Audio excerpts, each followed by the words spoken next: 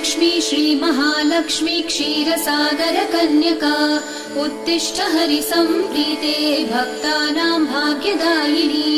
श्रीलक्ष्मी श्रीमहालक्ष्मी क्षीरसागरकन्यका उत्तिष्ठ हरिसम्प्रीते भक्तानां भाग्यदायिनी।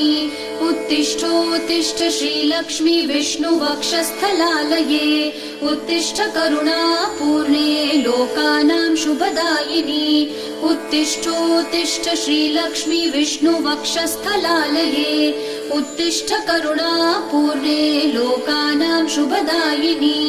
श्रीपद्ममध्यवसिते वरपद्मनेत्रे श्रीपद्महस्तचिरपूजित पद्मपादे श्रीपद्मजातजननी शुभपद्मवक्त्रे श्रीलक्ष्मी भक्तवरदे तव सुप्रभातम्।